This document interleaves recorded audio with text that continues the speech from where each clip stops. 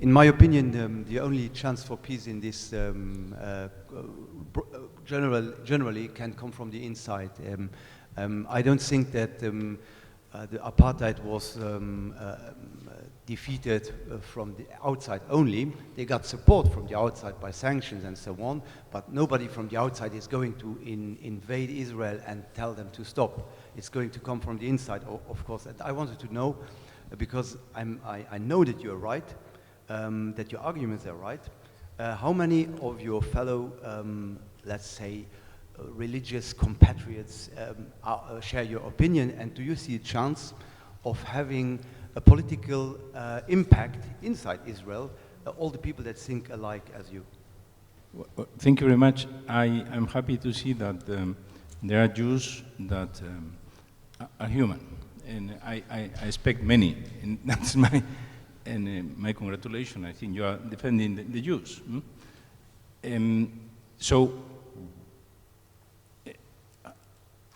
how many you are?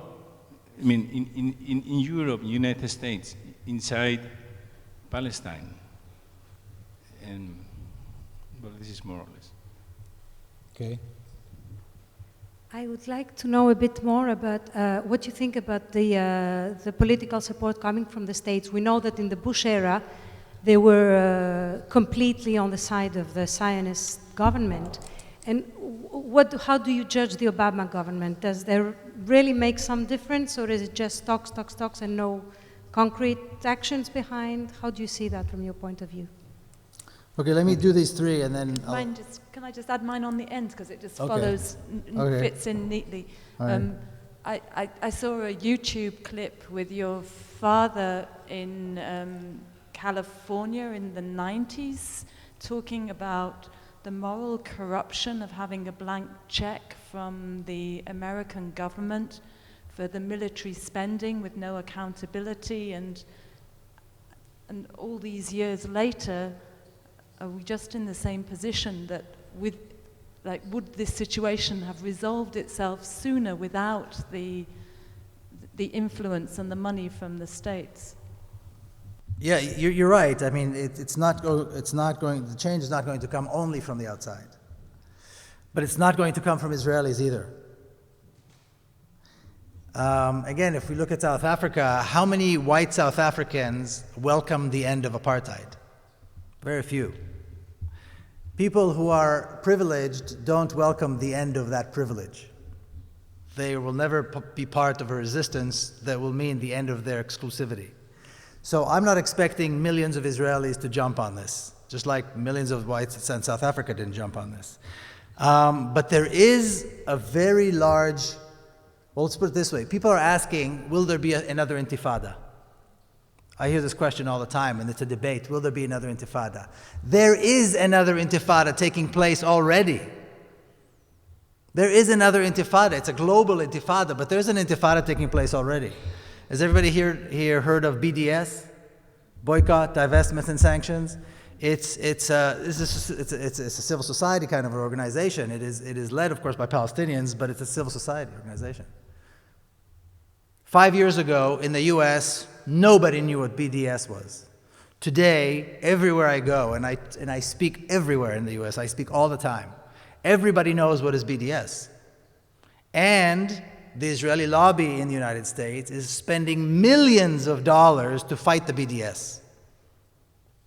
You know, colleges, churches, universities, all kinds of civil organizations are supporting the BDS, are passing resolutions to divest, to boycott. Churches in America.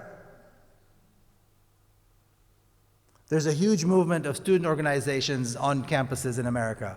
Every year they have a Palestine Awareness Week and Israeli Apartheid Week, and thousands of students are learning about this. Churches, when they go, many of the major churches, when they take tours to the Holy Land, they don't go to see the holy sites. They go to see how they can help the Palestinians. Again, 5-6 years ago, you wouldn't have heard something like this happen. You know, and of course, inviting people like myself with a completely anti-Zionist message. This is a whole new thing. And I'm talking about the US. I think, like I said, Europe is way ahead. In Palestine, there has been a popular resistance movement going on for years, since 2005, where every single week, has anybody here seen the movie Five Broken Cameras? Or heard of Bil'in? Anybody here hear of Bil'in?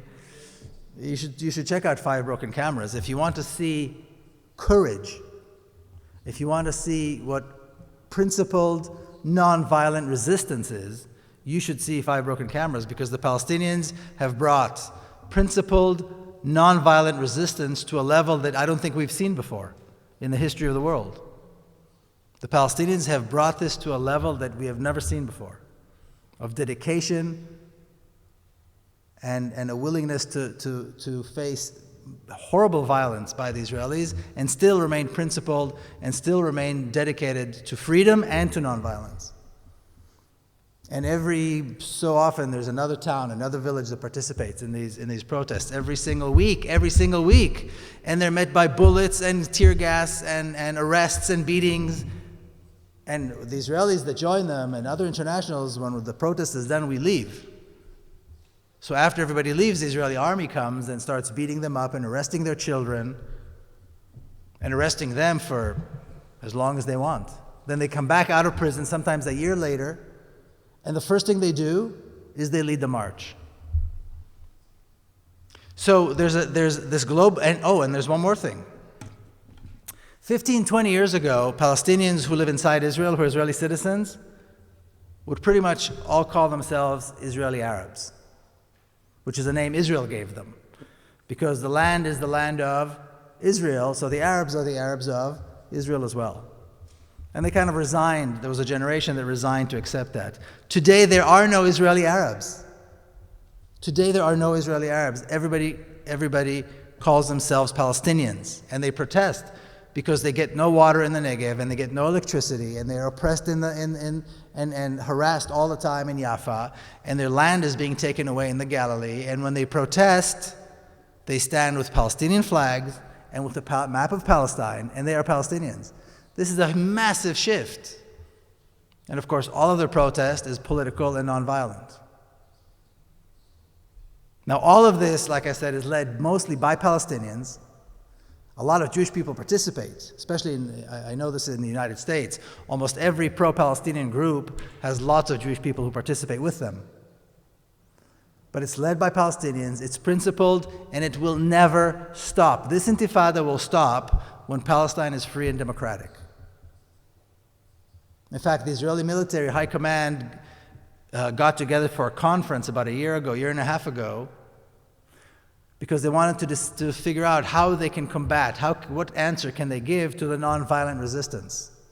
And all these military geniuses that the world admires so much came out after a few days, and they said, there is no answer. We have no answer to the nonviolent resistance.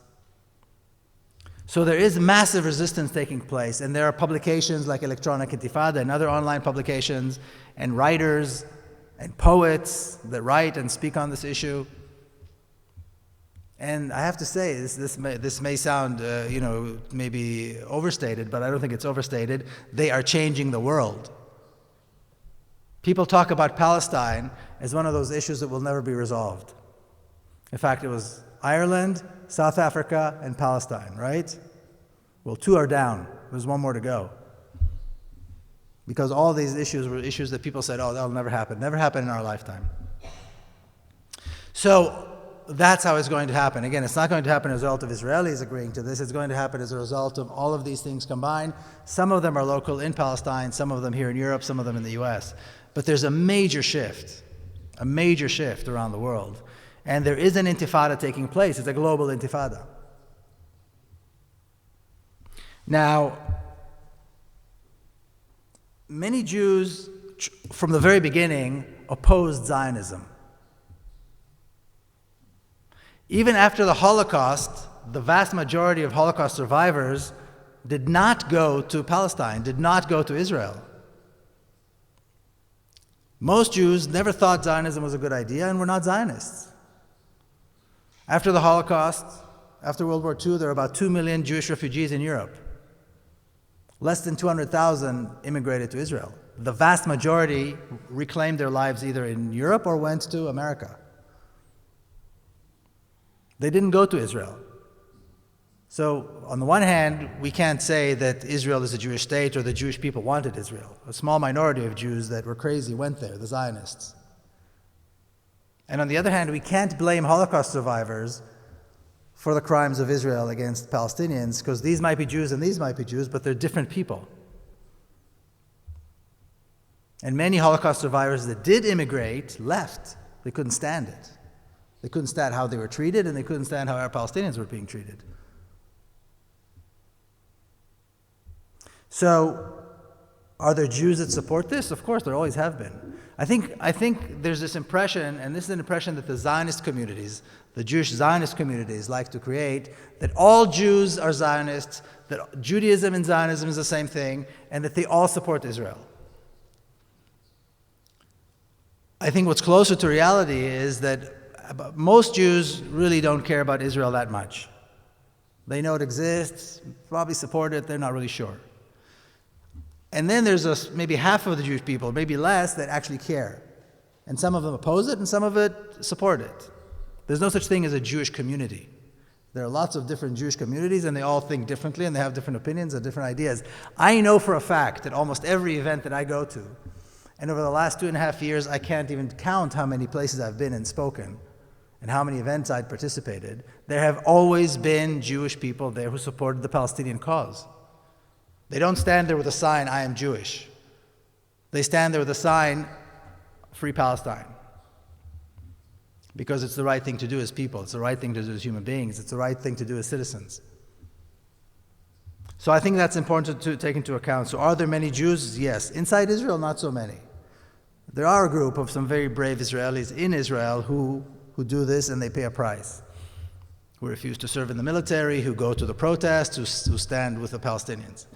But they're not enough. But around the world, there's a growing number of Jews that do. Now, the U.S. support is something, and I think it's not just the U.S. support, it's the U.S. and the support of the West. It includes Europe, it includes Australia, it includes New Zealand. Everybody's on the same, follows the same policy. I think that's another issue where there's a lot of misunderstandings. People think, well, America has strategic objectives in supporting a Jewish state. Or people say, well, the Jews have lots of money in America, so that's how they influence. Or the Jewish vote. And none of these things are true. There aren't that many Jewish people in America, so their vote is not that important. The lobby, the Israeli lobby, doesn't have that much money, so it's not the money. And there are no strategic, I don't think there is a strategic reason for America to support Israel, or for the West at that matter. If Israel was gone tomorrow and it would be Palestine, they would still probably align with America anyway, so it doesn't matter. Plus, Israel already has the support of Egypt and Jordan, Saudi Arabia, and the Gulf, so how much more important is a Jewish state? But it's one of those myths that's out there. The reality is that Israel has developed a very, very good lobby, a very effective lobby, both in Europe and in the US. It's not a Jewish lobby, it's an Israeli lobby. I think it's a very important distinction to make. People often say the Jewish lobby. No, they don't lobby for Jewish issues. They lobby for very narrow Israeli issues. And they've been doing it since the days of my grandfather, since the 1920s, or even before that. And if you can imagine, over the last 100 years or so, 90 years, they've been able to influence a lot. In America, if you look at a high school history, world history book, the whole chapter that talks about the ancient Hebrews, for example, it's all part of the Zionist myth. It's not history, it's biblical. There is no historical proof, archaeological proof to what the Zionists said, that the ancient Hebrews were there and King David and all this. There is no historical proof. But it's in the history books. You have groups like, there's a group in the United States called the Anti-Defamation League, the ADL. It's a racist Zionist organization, but they pretend to be a human rights organization, a civil rights organization. And they go to schools in America, and they have a tolerance conference, and they teach children about being tolerant and being respectful. And by the way, criticizing Israel is racism and anti-Semitism. And schools can't wait to get that certification from the ADL. They think it's a wonderful thing. So by the time people become congressmen and presidents, they've had years of this. through the media, through their school books, through their schools, through their teachers. It's just part of what everybody knows. And again, because the Israeli lobby is so effective, they know how to influence all these different areas. You know, it's got, many of them, you know, are Jewish American, some of them are Israeli American, it doesn't really matter, but it's a Zionist lobby that's very good and very effective, and it's been doing good work for a very long time. So that's why you have this massive support, because everybody assumes that this is the truth. So I don't think there was any chance that Obama or any other American president currently would be any different. They can't, because the stronghold in the American Congress is too tight. It's too tight. It's not, again, because elections, it's not so much because votes, but they know how to be a good lobby. If one congressman votes against Israel, then when that congressman wants another vote about another issue, nobody will vote with him. He will never get any support from anybody else. He won't be able to pass any other law, any other agenda. You know, and again, it's a question of knowing how to use yourself, how to influence, and that's what they're very good at. So I don't think there was any chance that Obama would do anything, because there's nothing he can do. What can he say? That Israel needs to release prisoners? He can't say that, because then he has to call them prisoners and not terrorists. Is he going to say that Israel needs to give equal amounts of water to Palestinians than they do to Israelis? The difference between water that Palestinians get and Israelis get is almost 1 to 10 in some areas. It's absurd. So can he say that? He can't say that. So I don't think it's going to ever happen that it's initiated by an American president or European prime minister or anything like that. It's going to happen as a grassroots movement. As these politicians, who wrongfully call themselves leaders, see that the reality has changed, that they can no longer support Israel, they will stop supporting Israel. They will do whatever they need to do to get elected. So it's not going to happen from the top down. It's going to happen from the bottom up. Again, just like in America, they didn't leave Vietnam because one president decided to leave Vietnam. They left Vietnam because people told them they had to. The Western democracies didn't stop supporting apartheid in South Africa because they were nice. They stopped because their people told them they had to. So these things happen from the ground up. Now, if America stopped giving Israel money, would it make a difference? I don't know that it would make a big difference, but it would be a step in the right direction. So officially, Israel gets about $3 billion a year from America. I know about 10 years ago, the Israeli defense budget was something like $30 billion. To give you an example, an idea. So does it make a difference? Yes, it makes a difference, but it's not enough. It's a step in the right direction, but it's not enough. And I think with this issue, what's important to realize also is you can't take one thing and deal with that. You have to deal with the entire picture. That's why there cannot be a two-state solution, because you need two states to agree, and the major strong state will never agree. Israel will never release prisoners. Israel will never give Palestinians water. Israel will never give Palestinians equal rights as long as Israel remains, as it is today, a racist Zionist state. This will only happen when Zionism falls. And when Zionism falls, then the prisoners will be released, then we can start talking about the right of return of the Palestinians back to their homes as they deserve. Then the water authority will stop being racist and allocate less water to Palestinians, but everybody will have access to water. And think about it, water. You know, there's a community that I happen to know, I have friends there in Nabi Saleh, which is in the West Bank, and they get something like 15 hours of water per week. And across the street, I'm not exaggerating, across the street, maybe 300 meters away, there's an Israeli town. And they have, like normal people, they have as much water as they want, they drink. Can you imagine? Across the street. Not like far away even.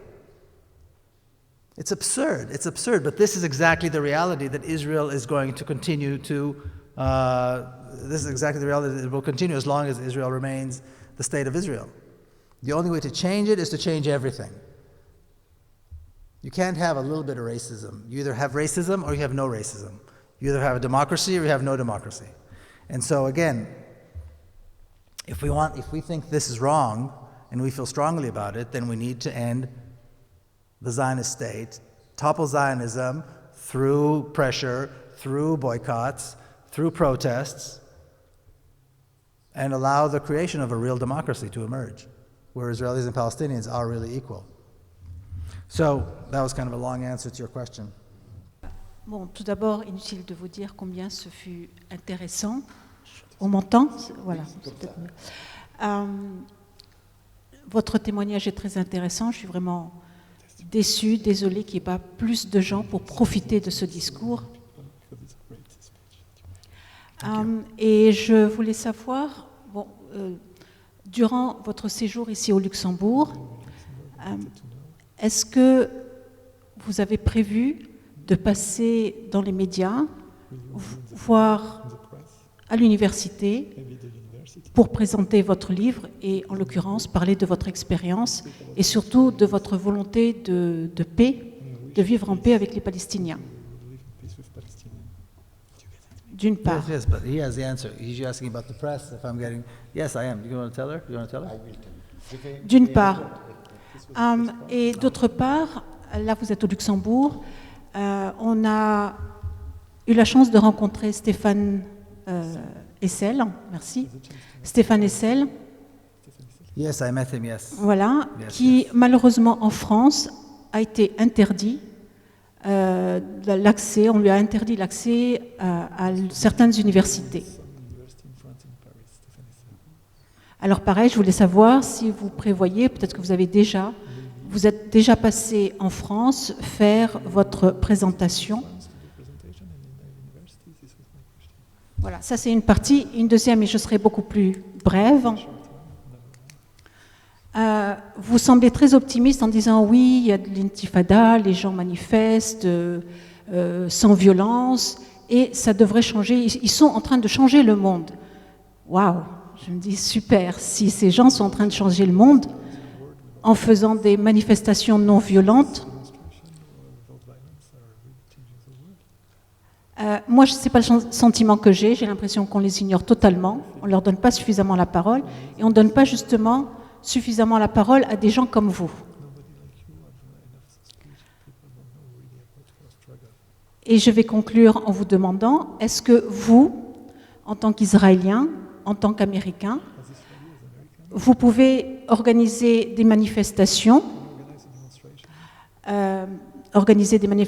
artistiques, comme on le fait pour lutter contre la pauvreté, pour lutter contre des maladies, voire éventuellement, et ça c'est peut-être juste une petite plaisanterie, vous faire inviter par Oprah et parler de votre projet de paix. Merci beaucoup.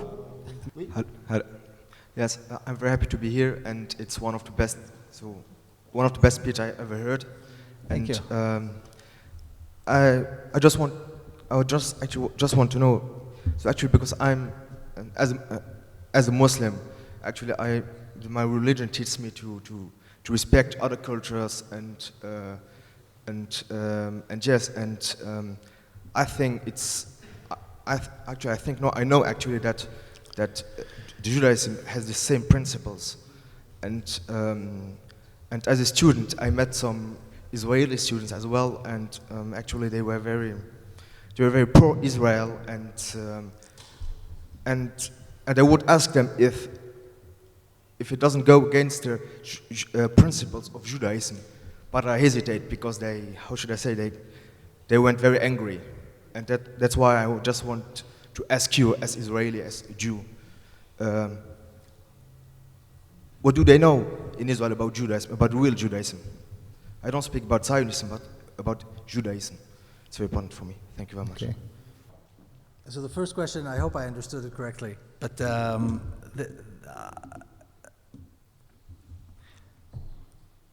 there are big changes taking place in the United States. I live in the United States, and most of my work I do there. And there are big changes taking place in the United States, but they're not that big yet. And so I'll give you an example. When my book was published, the foreword for my book was written by Alice Walker. I don't know if you saw or read her book or masterpiece called The Color Purple, some 25 years ago. And she is a major African-American civil rights leader and writer, and she's very well known. And she's a big supporter of BDS and so on. And somehow she heard about me. It's a long story, but she wrote the foreword to my book. So in fact, her name is bigger than my name on the cover. But, and I talked to her about this too. How do we get to people like Oprah? How do we move this thing forward? I think this is something that's coming. We're not there yet, but this is something that's coming. There's a tipping point, and nobody knows exactly what that point is. But more and more people are realizing that this is the right struggle, that this is the right thing to do, this is the right cause to support. I'll give you another example. The Israeli army has a big foundation organization in the US called Friends of the IDF. And every year in Beverly Hills they have a big event, a big fundraiser. All the movie stars and all the millionaires in Los Angeles, and everybody goes. Last December, Stevie Wonder was supposed to sing. And when they told him what this was about, at the last minute he canceled. Okay? And this is because people like Alice Walker and other people who are not Oprah yet, but almost Oprah, are talking about this. Of course, they still raised something like $14 million in one night. But the fact that Stevie Wonder pulled out is a big slap. It's a slap in their face. I mean, it's a big thing. So these things are happening. They're taking place. And because the Israeli lobby has been so effective, they created coalitions with Latinos in America and with the blacks in America and all these other civil rights groups, as though the Zionists and the Latinos, or the Zionists and the African Americans, are all fighting for the same civil rights. And by the way, if you criticize Israel, it's also racism. You see? So it takes time to separate them from this and say, well, these Jews are not the same as these Jews. They happen to be Jewish, but they're not connected. The Jewish people in Israel are doing terrible things to Palestinians. And there are the Jewish people here that are asking you to stop supporting that. You know, so this is a process that takes place. Now, I'm very optimistic, because I see these changes again over the last 5 years, very big changes very quickly. And every place I go, sometimes there's 20 people, sometimes there are 800 people when I give a lecture. But they're always very smart, very dedicated people who want to see change, who understand that this is a moral issue, and this is the right moral issue to support. And that's exactly how this happens. I mean, it happened, I see it, I was all over Canada, I go over the United States, in New Zealand, and here, I mean, all these places, and there are people everywhere that are dedicated to this. And when I talk to people, many people who are part of the anti-apartheid campaign in South Africa are now supporting this cause, the Palestinian cause. And they're very smart people. And they say this is the exact same process that happened in South Africa. It was people waking up, becoming active, supporting the BDS, pressuring their governments to support the BDS and to pull away from supporting, South Africa. In this case, it's Israel. And eventually, suddenly it happens. And in fact, I think it's very important to start thinking about the day after. In other words, if we imagine there's an Israeli prime minister, similar to the clerk, who has to say, okay, we have to have free and fair elections for everyone, this is over. We have no choice. Then they have elections, then what? They're going to need help for new laws and changing the laws, and who's a citizen, and how do you do the right of return, and how do you compensate people after 65 years of dispossession? All of these things are going to have to take place. And I think it's important to start thinking about it today, because just like all these other things happened in my lifetime that I described earlier, this is going to happen.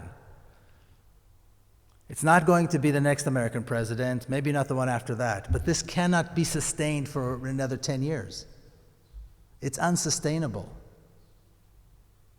It's unsustainable. Besides being reprehensible morally, it's absolutely unsustainable. And the more people participate in this, the quicker it'll happen. And so that's why I'm optimistic, because I see a lot of I see the change and I see a lot of good people participating. The question of Jewish values is an excellent question. Many Muslims and many Arabs ask me that question. And they come from the same point of view as you, knowing that, every religion has good values. And it's always a question of interpretation. But I'll give you a really simple example, okay? Zionist views and Jewish views. Zionist values and Jewish values. And they couldn't be farther apart. You couldn't find things that are more opposed than Zionism and Judaism. But I'll give you an example.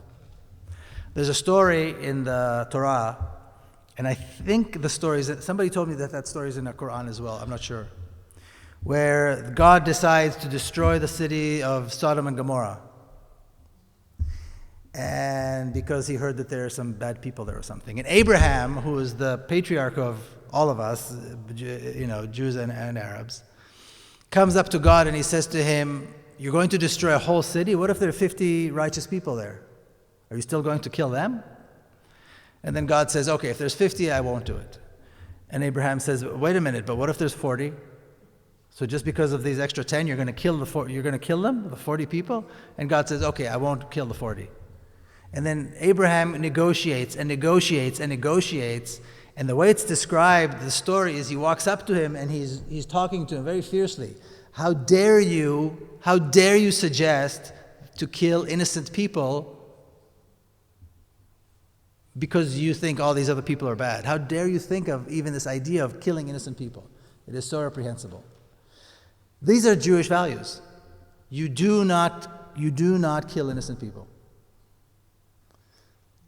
Zionist values, I'm sure you all heard of Operation Cast Lead. Operation Cast Lead began on the 27th of December 2008 at 11 o'clock in the morning, 11:25 actually. And it began with 100 tons of bombs being dropped from the air on Gaza. Now, there are about 800,000 children in Gaza. 800,000 children, okay? Hamas, not Hamas, 800,000 children, okay? If the devil himself was in Gaza, does it justify killing one child? Zionist values say yes. We drop hundreds of tons of bombs on the first day. It lasted a week or 10 days of just the bombs from the air. They dropped more than 100 tons of bombs. Killing children, killing innocent people. Of course, there is no army in Gaza. There's not a tank in Gaza. There's not an F-16 in Gaza. Never was. Zionist values said we keep bombing and bombing and bombing and killing innocent civilians. These are Zionist values. Jewish values say, even if the devil is in Gaza, you do not harm a single child. That's the difference. So, is the state of Israel a Jewish state? I don't think so. Okay, the question of the fear and the threats. I think what happens, racist regimes have to use fear. Racist regimes have to use fear in order to sustain themselves. White South Africans were sure that one day if the blacks had their way, then there would be a bloodbath and they would kill all the whites. Israelis are sure, and I remember this as a child, through stories and even songs, and the Arabs, they will slit our throat and there will be a bloodbath everywhere because they will butcher us. They don't even say kill, they say butcher. When Israelis drive along the highways, they see the wall. This is the wall that Israel built. But on the Israeli side, it's very beautiful. It's decorated, it has flowers, it has all kinds of beautiful... From time to time, you see the tower. So there's a concentration camp on the other side. So you see the towers. But most of it is very pretty. But it's still a wall. And all Israelis know that wall is there because there's something very dangerous on the other side. And they know that there are soldiers armed like Rambo or something to protect us from this terrible thing that's on the other side. And they know that when you come to a checkpoint, if you want to cross Kalandia or one of the checkpoints to the other side, there's a huge red sign that says warning and tells Israelis that if they cross to the other side, it's a felony and it's life-threatening. In other words, you're breaking the law and you might be killed. So even though it's pretty safe on the Israeli side, it's still, that's the fear. There's something terrible on that other side, and that's why we have to keep building more arms and having nuclear weapons and all this and all this. Now, we also know that the Arabs hate us because they're just irrational people. They hate us because that's what Arabs are like. They hate Jews and they want to kill us, just like the Nazis, just like the Romans, just like the Greeks, just like the Egyptians, just like going back and on and on and on and on. And this is what Israeli children learned from day one, is this fear. And it's all connected, because they all hate us because we're Jewish and there's nothing we can do because we're proud of who we are, and we came back to our homeland, and now these Arabs want to kill us, and it's a vicious circle and there is no solution. So this fear, and of course it's connected to the fear from the past. The fear from the past and the fear of the Palestinians and what they want to do to us is connected. And they draw a line between these things, because this was anti-Semitism and this is anti-Semitism. And of course, we're all anti-Semites here as well, because we're talking about this issue tonight, of various forms. So they use both the fear from the past and they use the fear, and it's real fear. It is real fear. Fear is a real thing, whether it's justified or not, it's there. I think the only solution to this fear, the only way to overcome this fear, is when Israelis wake up one morning and it's over. And there's a Palestinian prime minister or Palestinian defense minister, and their kids suddenly are not going to Jewish-only schools, but they're going to schools with Palestinian kids, and maybe they're learning Arabic, and maybe their teacher is a Palestinian, and the sky didn't fall. And they got up in the morning, and they went to work, and the kids went to school, and they came home after school, and the sun shines in the morning and sets at night, and everything is fine. That's the only way to overcome this fear. I think quite often people think that you have to overcome the fear and then bring the solution. But that will never happen. We bring the solution, Israelis will wake up in the morning, and they're going to be okay. And I think that's going to be the cure. So once again, before we finish, please support this cause, continue to work for a real democracy in Palestine, because it can happen and it will happen, and all of us are going to be very proud to tell our children and our grandchildren, because they'll ask us. They're going to ask us, where did you stand on this issue? And we're going to be very proud to say we supported the cause of justice, we supported the cause of democracy, we supported human rights in Palestine. Thank you all very much.